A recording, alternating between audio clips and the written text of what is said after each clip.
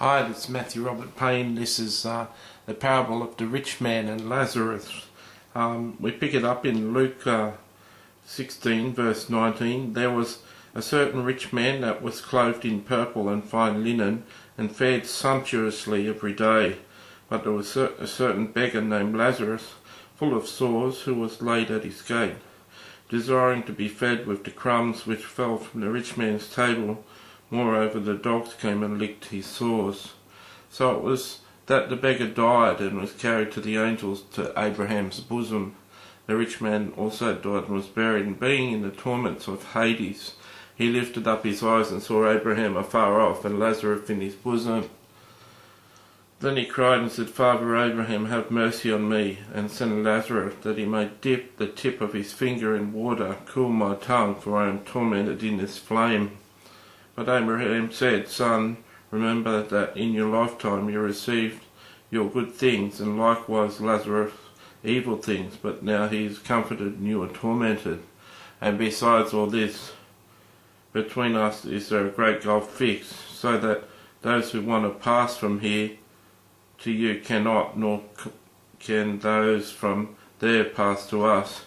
Then he said, I beg you therefore, Father, that you would send him to my father's house, for I have 5 brothers, that he may testify to them, lest they come to this place of torment. Abraham said to him, They have Moses and the prophets, let them hear them. And he said, No, Father Abraham, but if one goes to them from the dead, they will repent. But he said to him, If they do not hear Moses and the prophets, neither will they be persuaded, though one rise from the dead.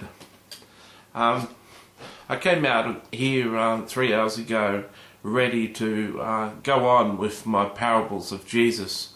I got my form out which listed the parables of Jesus in alphabetical order, and this one was on the list. I got depressed and said to myself I was too tired, I was going to go to bed. And the Lord got me out of bed. I was going to sleep and got me busy, and now 3 hours later I'm back out of bed doing this parable. The reason I feel that I went to bed was that this is a parable about a subject I just don't like. I've lived as a Christian since I was 8 years of age. I'm 43 years now. And I've never come to grips with the concept of hell. Not that I don't believe in hell. Jesus spoke about hell more than nearly any other subject in the Gospels, I've been told by preachers and other writers. It's just that the subject of hell is a scary subject, and I have a hard time. I have a hard time with hell and the consequences that are ahead of people who don't follow Jesus and don't give their lives to Jesus Christ.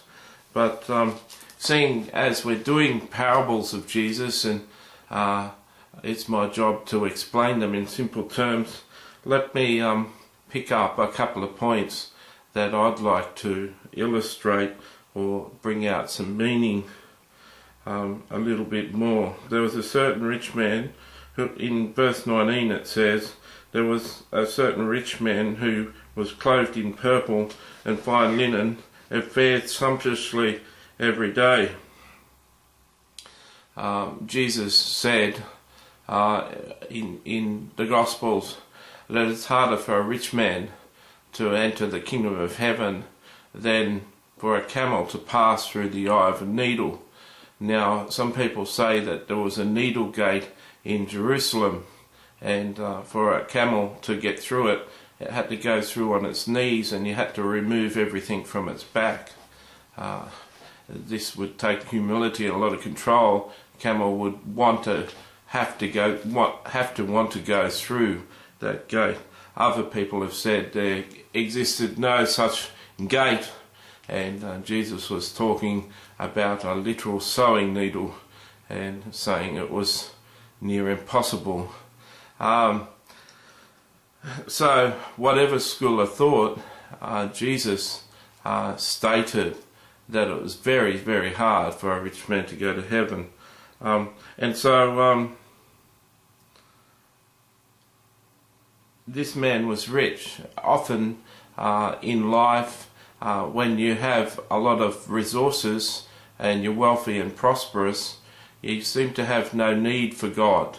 It's a proven fact with statistics that when people are poor and in poverty, they're more open to the gospel, and yet when they start to prosper, they seem to move away from God. That's certainly true in America, and it holds true in places like India. I've met an Indian apostle who spent a lot of time visiting India, and he says that the Christians are very good at converting the lower castes, the lower people, the poor beggars and the working class maids and people that are in the lowest system in their class system. The Christians are very good at converting them, but Christians have a lot harder time converting the rich. So it's not an evil thing to be rich. Money doesn't hold any value. It's just that when you get to a stage where all your needs are met and you can live in luxury, most often people choose that course. But Lazarus was there outside the gate begging bread. I find it interesting in verse 21, he said he desired to be fed with the crumbs that fell from the rich man's table. He basically was not eating breadcrumbs. He was eating the scraps off the table as the man ate, and he wanted to throw things away. Lazarus was his bin.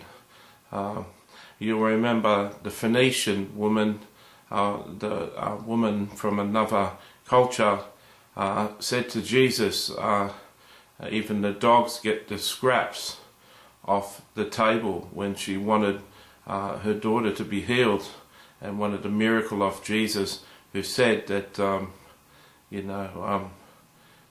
that he wasn't going to heal her because he said she was basically a dog. It's interesting that I don't find it a coincidence that it's mentioned crumbs off the table, and then in the next verse, in verse 21, moreover the dogs came and licked his sores. I don't find it coincidence that we find the Phoenician woman's story and Jesus calling her a dog, and her talking about the crumbs off the table. It proves that Jesus was compassionate in that sense, and it shows that there's always a need for the poor in this world. A lot of poor live in scrapyards and live on rubbish tips, and that's their only way of living. And this is sad. That many times we consider, well, these are the rich people, they're selfish and stuff, but many rich people aren't. In the third world, just a pension or a disability pension that I earn is a fortune for a person in the third world. So people who are poor in the West are tremendously rich compared to true poverty. So when you listen to a parable like this, don't consider yourself one that isn't rich. The guy went to hell. The rich man went to hell. He saw Lazarus in verse 22 and 23, and being in the torments of Hades, it says in verse 23, he lifted up his eyes and saw Abraham afar off and Lazarus in his bosom. Many Jehovah's Witnesses say there's no hell. 7 days, but Jehovah's Witnesses, I'm not sure what the argument is, but to people who aren't saved, this is a very compelling parable. You notice that Jesus in all his parables mention people, and he doesn't say names, he just says professions. This parable is different in that he names the rich man just as the rich man, but he named Lazarus as a real name. This is not a story, this is a true story. So it's presented as a story. So Jehovah's Witnesses will say there's no hell. Seventh-day Adventists will say that there's such a thing as soul sleep. When you die, we just stay in this sleep sort of state, and we wait for the resurrection of the dead. This is saying that there was a paradise pre-Jesus resurrection, and there was a hell where people were actually burning and wanted a drop of water. It says in verse 24 that he may dip the tip of his finger in the water and cool my tongue. Proves that there's very hot, and just a drop of water would bring comfort to this person. Rest assured, there is a hell for the people who don't accept Jesus Christ. And essentially, this book of parables, essentially Christ's message is that we've got to be the light to the world. It's a hard thing to consider, and I don't want to bear down on you with guilt and shame and condemnation, but many of the people you know in shops and people you work with and friends and relatives, many of them are counting on you and your witness to lead them to salvation. There's people in every Christian's life that may end up in hell because the Christian didn't share the gospel with them. That's a sobering message for me to share, and I don't mean to bring condemnation, but Jesus left the job of salvation to the sheep. Many people rely on their pastor to save people, or rely on an evangelist to save people, but pastors don't give birth to sheep.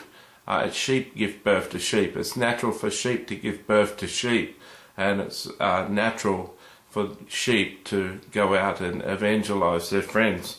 So that's how it is. The rich man said in verse 27 and 28 and 29 and 30 that Abraham was to send someone from the dead, send Lazarus to go and warn his brothers. It's interesting that the rich man still had mercy on his brothers. He had some compassion. It's interesting that he had a memory in hell. Some people say we have no memory of our life, but he was fully aware that he had brothers, and his brothers were destined to hell too, and he wanted to save them. And it's interesting in verse 31 that Abraham said, but he said to him, if they do not hear Moses and the prophets, neither will they be persuaded though one rise from the dead. That's very interesting, because Jesus did rise from the dead, and so many people in the world don't believe that testimony. They need you. There's plenty of people being raised from the dead around the world, and in the East, in Africa, in India, when it happens that people are raised from the dead, massive conversions happen. I know a teacher that I've mentioned already, Andrew Womack, raised someone from the dead in a church, and the church attendance went from about 14 people to 100 people in a town with just about 150 people.